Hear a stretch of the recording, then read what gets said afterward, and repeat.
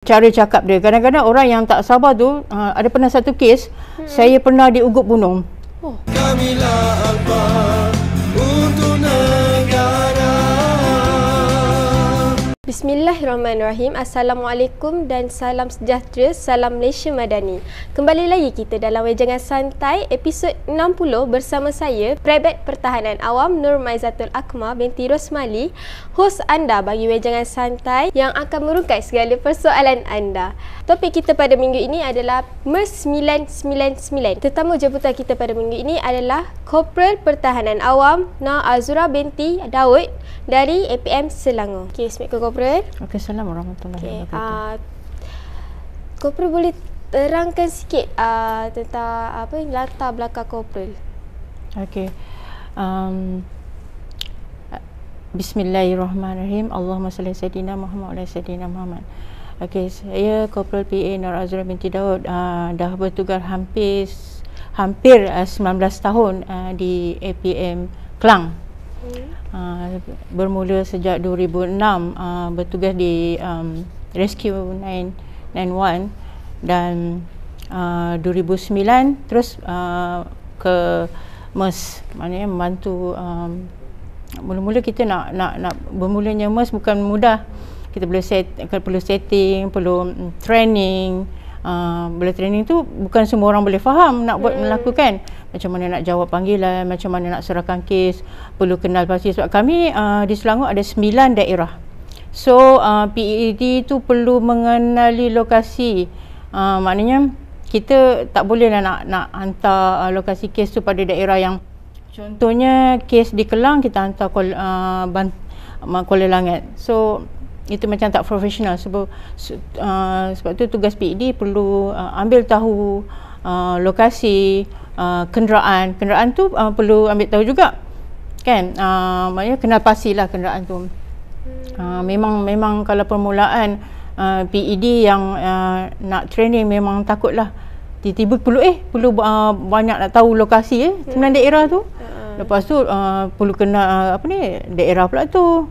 Lepas tu kena buat komen. Lepas tu itu kalau orang yang tak ada latar belakang rescue memang dia susah. Macam kami dah biasa buat laporan.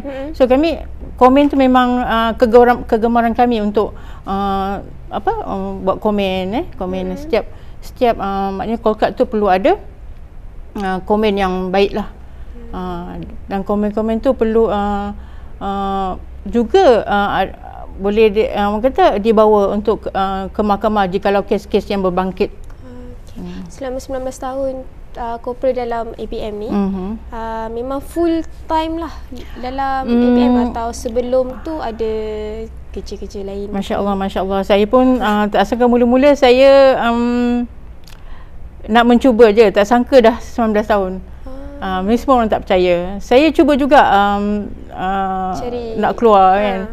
Tapi tak lama. Maknanya saya dah serasi dengan pasukan. Susah senang tu bersama. Mestilah nak wujudkan satu tim tu bukan senang. Bukan senang. So orang yang kalau tanya apa, setiap orang dalam pasukan berlainan jawapan. Okey.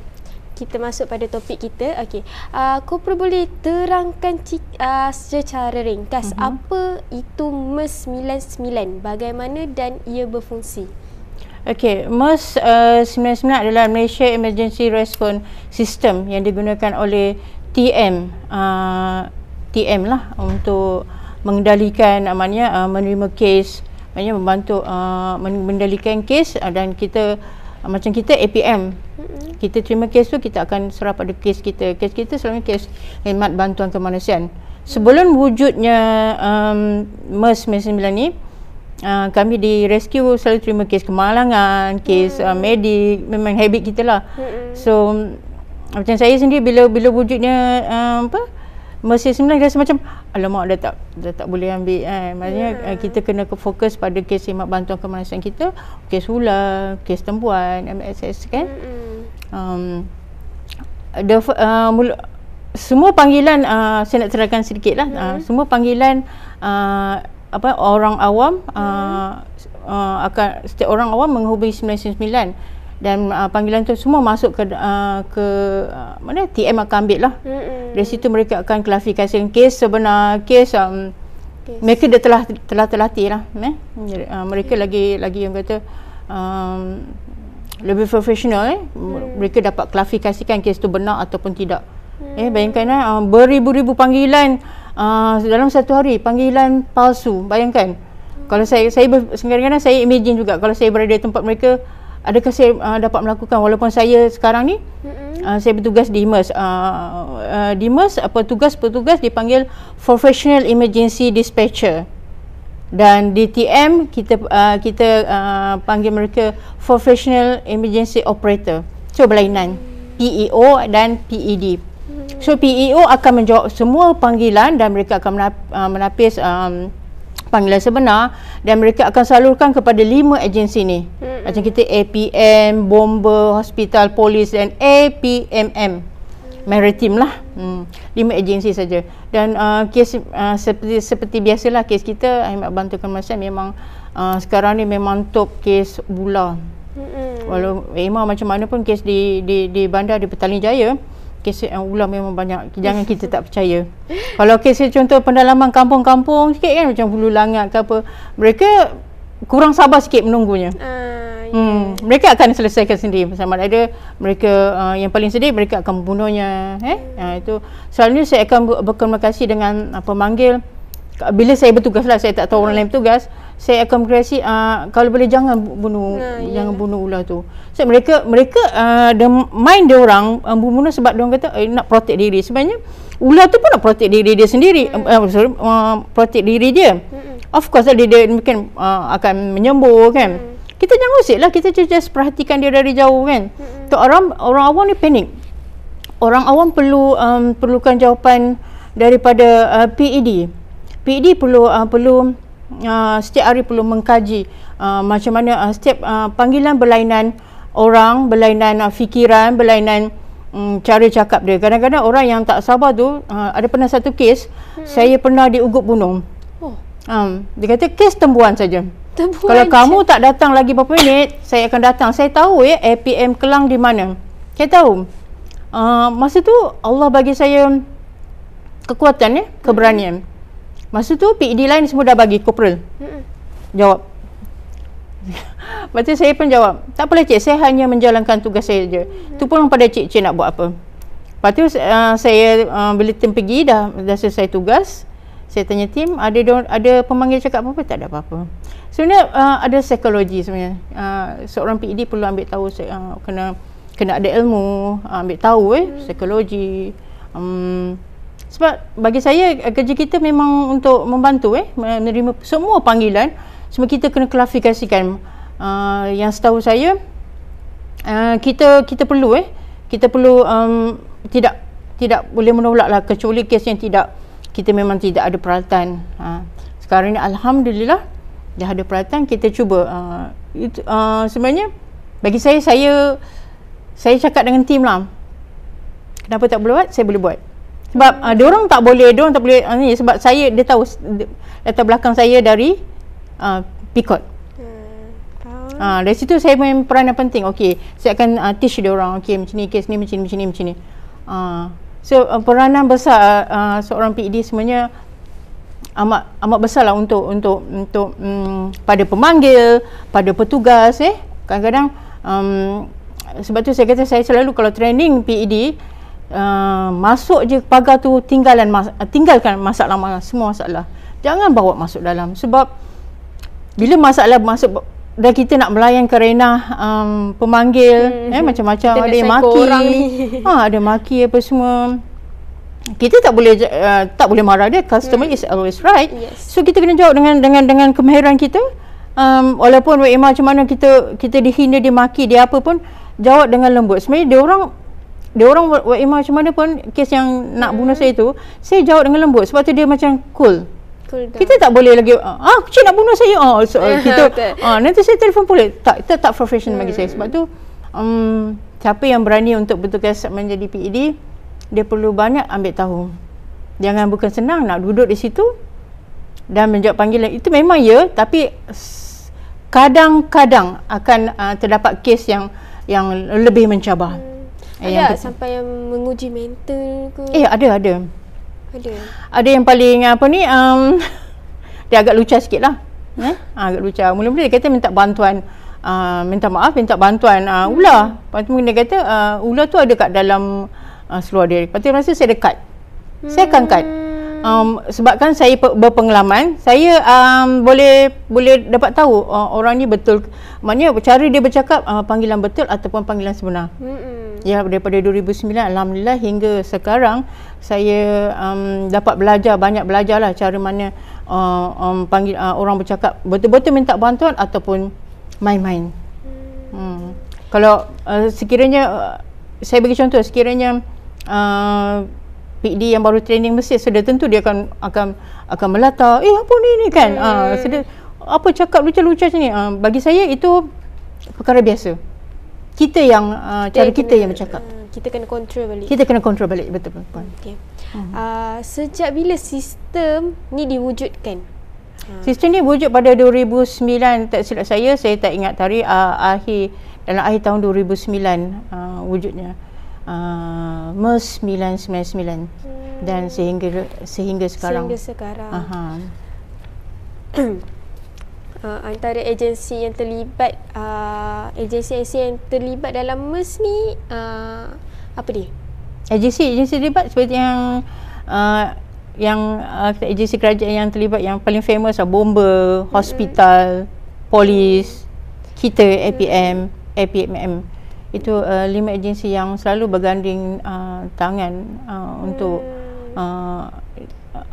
merajui menyelamatkan masyarakat kita di luar sana tu. Okey. Bagaimana proses sambungan panggilan berlaku selepas seseorang mendial 99? Okey, siapa yang akan jawab dan bagaimana agensi tertentu ditentukan? Macam kan kadang-kadang orang awam ni, saya tak nak APM, saya nak bomba. Tapi orang MERS akan bagi APM juga. Okey, setiap panggilan tu akan dijawab oleh PEO, Professional Emergency Operator, DTM. Kita ada tiga center di Malaysia, Melaka, Kuala Lumpur dan wilayah.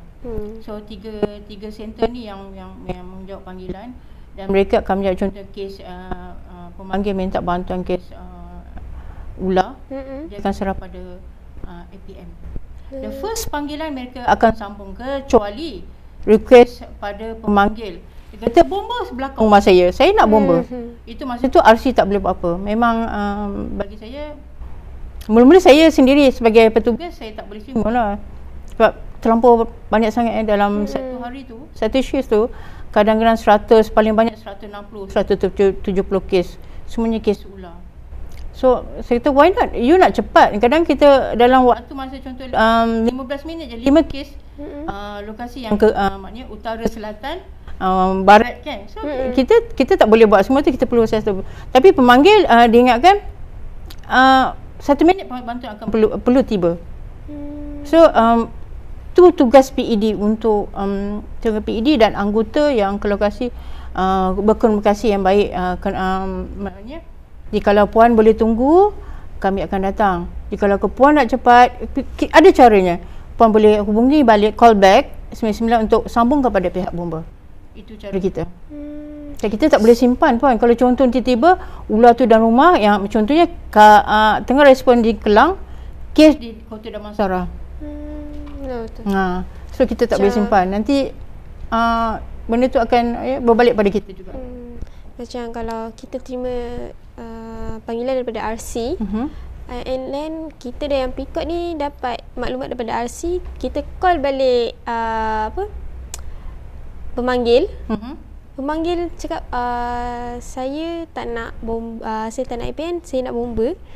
So yang itu dia jawapan tadi. Saya kata puan boleh call balik 999, minta RC sambungkan pada pihak bomba yang berdekatan. Tapi still dia dapat APM juga. So kita tak dia akan jadi bercanggah. Seringkali mungkin sebab kesibukan saya, sepatutnya ada perbincangan dengan pihak RC.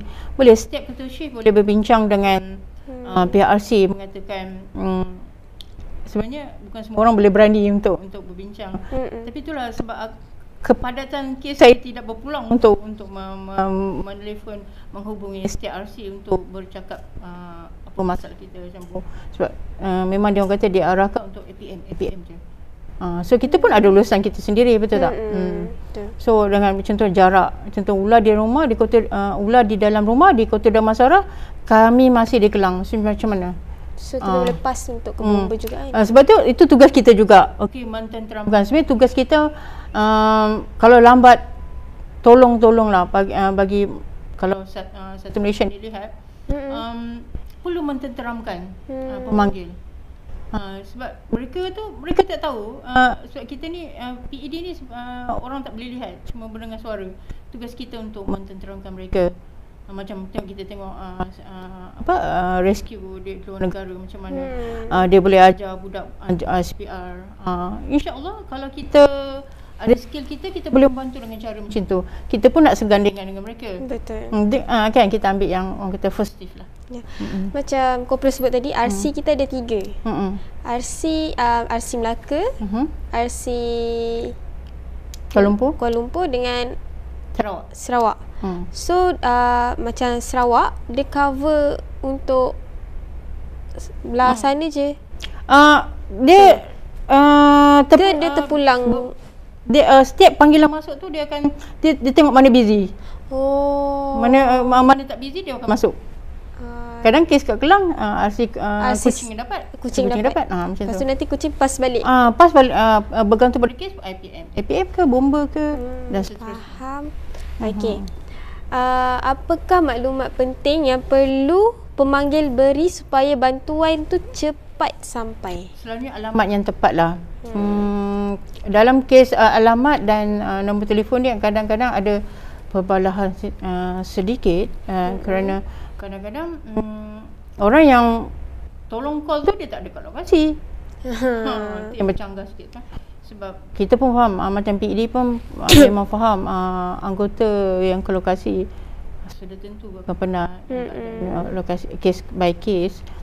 Tiba-tiba ni lokasi ni tak tepat ni, alamat ni tak betul ni. Of course lah, kalau saya boleh tempat dia orang pun saya pun akan marah. Macam mana PED ni betul. Perkara itu perlu diselidik. Kita tak boleh nak ambush. Kadang-kadang ada kesalahan tu ada sebelah pada pihak pemanggil. So macam PED memang kita selalu ulang alamat, ulang nombor telefon. The first is ulang nombor telefon lah. Bila kita dapat nombor telefon, alamat akan dapat dan nama semualah.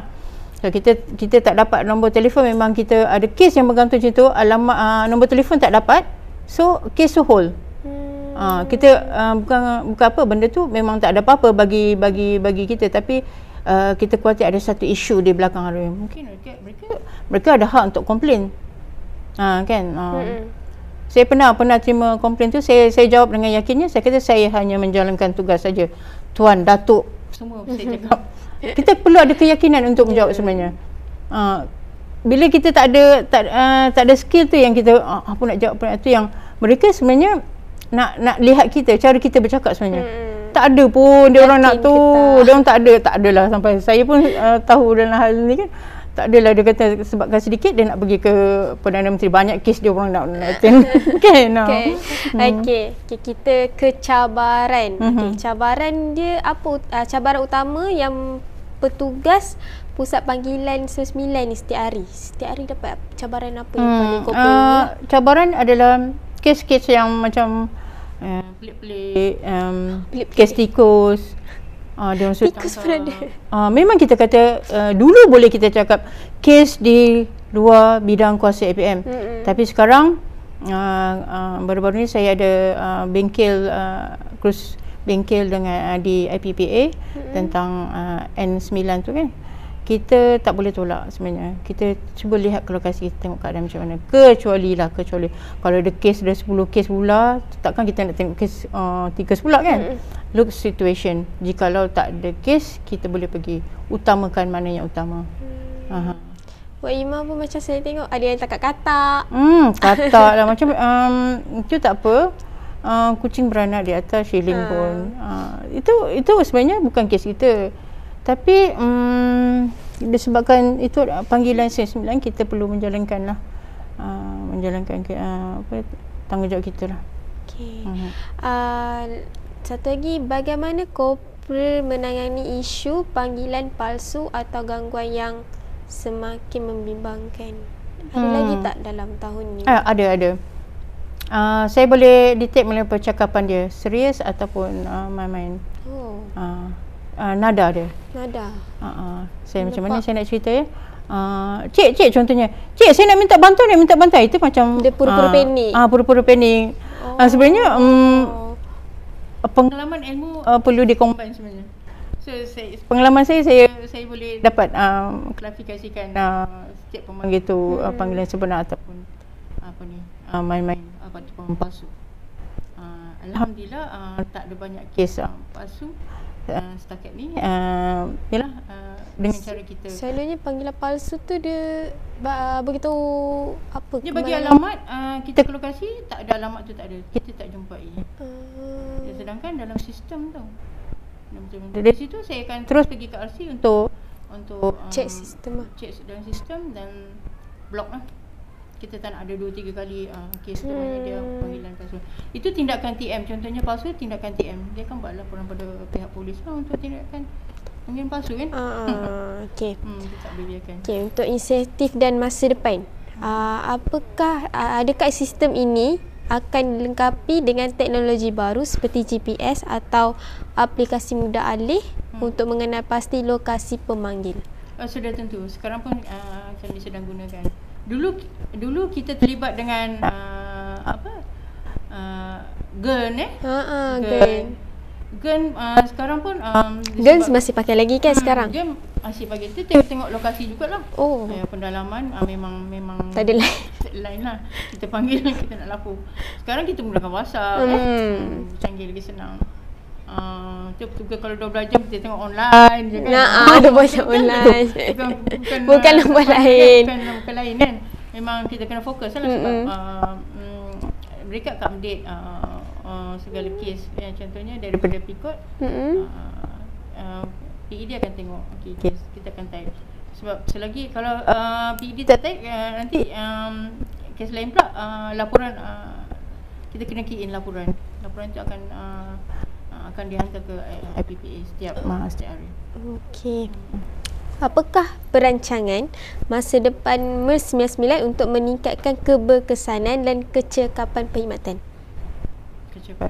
Kita perlu sebenarnya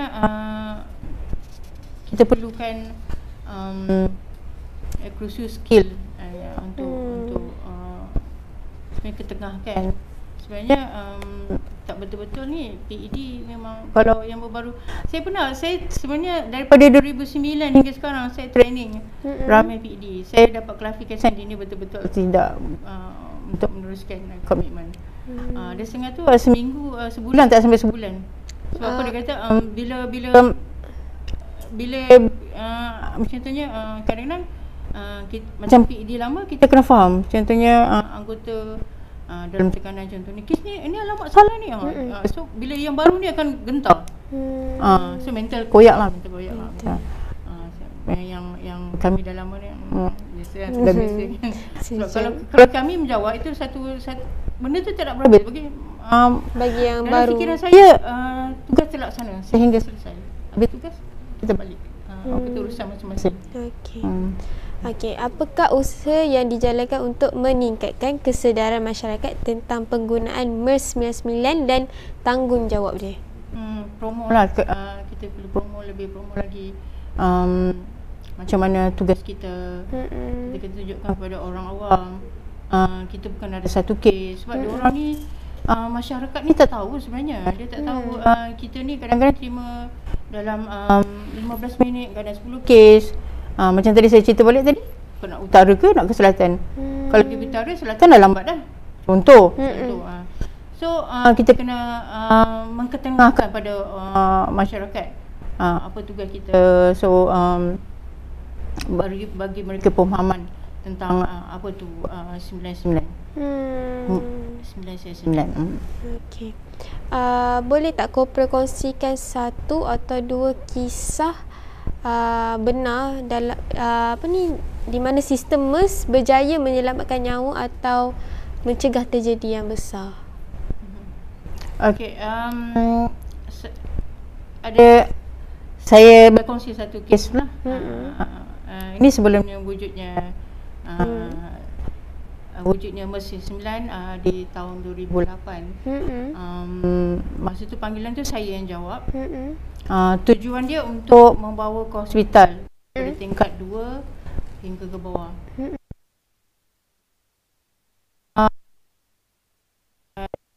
Just nak. Tapi dalam perjalanan tu tidak sangka wanita tu melahirkan seorang bayi. Dan alhamdulillah saya dapat melaksanakan tugas tu. Dah besar dah budak tu sekarang. Dah besar dah lebih kurang 18 tahun. 18 tahun ni. Jika dia dapat melihat video ni, boleh kontak saya, insya-Allah. Saya amat teringin sangat untuk berjumpa dengan dia. Sebenarnya cabaran tu setiap tim perlu bila jawab panggilan dia tahu. Contoh dia nak minta bayangkan tingkat 2 tu kita perlu guna peralatan yang betul. Arrangement yang betul. Kita sebab tangga. Saya pun tak sebab saya dididik oleh pegawai veteran saya kan, macam mana kendalikan kes. Saya bukan nak cari kesalahan kau boleh kita jangan.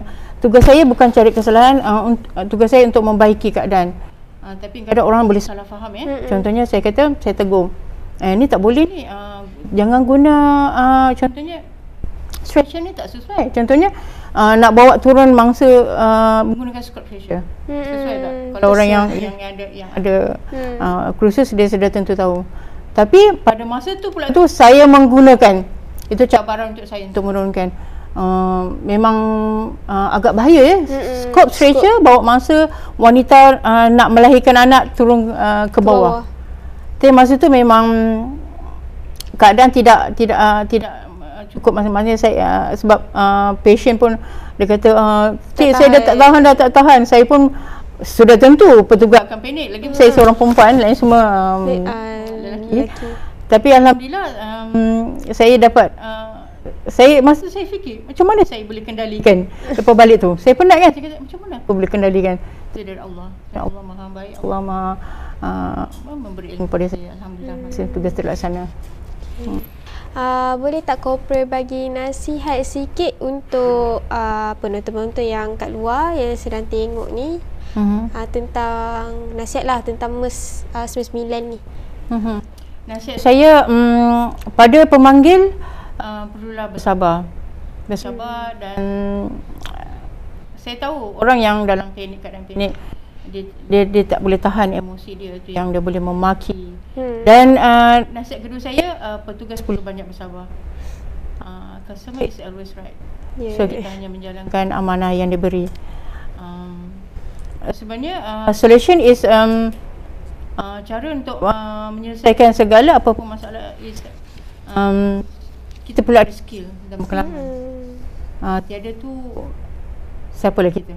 Betul. Yang skill itu sudah tentu ramai tahu.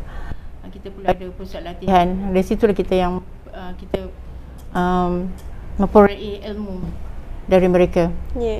Kak Alfa pun ada kursus MERS. Betul. Bolehlah. Jangan takut. Jangan cuba. Kau boleh jadi macam Kopral. InsyaAllah. Okey. Terima kasih atas perkongsian yang sangat bermanfaat. Semoga masyarakat semoga penonton lebih peka dan bijak menggunakan kemudahan yang diberikan dan keselamatan untuk kita semua ya. Teruskan memberi sokongan kepada Wejangan Santai dengan like, share dan komen di setiap media sosial Alpha Bangi. Jika ada sebarang bentuk pertanyaan, idea atau penambahbaikan, boleh emailkan kepada proalphabangi@civildefense.gov.my. Sekian, jumpa lagi. Assalamualaikum dan salam sejahtera. Sekian daripada saya, Alpha memacu kecemerlangan. Kamilah Alpha.